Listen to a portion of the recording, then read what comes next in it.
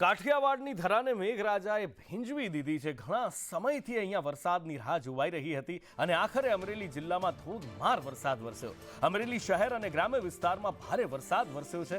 ખેતરોમાં પાણી ભરાઈ ગયા છે। પાણીની આવક થતાં ચેકડેમ ઓવરફ્લો થઈ ગયા છે અને ખેડૂતોમાં ખુશી જોવા મળી રહી છે, કારણ કે ખેડૂતો કહી રહ્યા હતા થોડા દિવસ પહેલા જ સંદેશ ન્યૂઝ સામે અમરેલીના ખેડૂતોએ વ્યથા ઠાલવી હતી કે જો 2-3 દીમાં વરસાદ નહીં આવે તો અમારો પાક ફેલ જશે, પણ જાણે મેઘરાજા એમની વિનંતી સાંભળી લીધી હોય એમ સરકાર 10 કલાક વીજળી આપે એ પહેલા જ મેઘરાજાએ મહેર વરસાવી દીધી છે।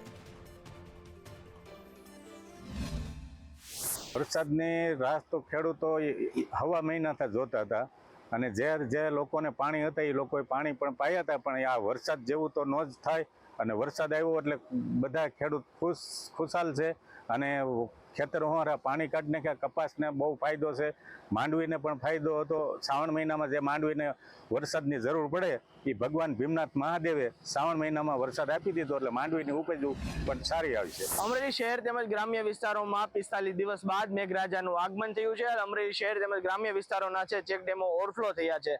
ગઈકાલે છે કૃષ્ણ જન્માષ્ટમીના દિવસે જ મેઘરાજાએ જે મેઘમહેર વરસાવી હતી તેને લઈને મોલાતોમાં પણ નવું જીવન આવ્યું હોય તેવા દ્રશ્યો પણ ખેતરોમાં જોવા મળ્યા હતા અને છલોછલ ખેતરો પાણીથી ભરાયા છે। હાલ ખેડૂતોમાં પણ ખુશીનો માહોલ જોવા મળી રહ્યો છે। જૈનિક સોઈત્રા, સંદેશ ન્યૂઝ, અમરેલી સિટી।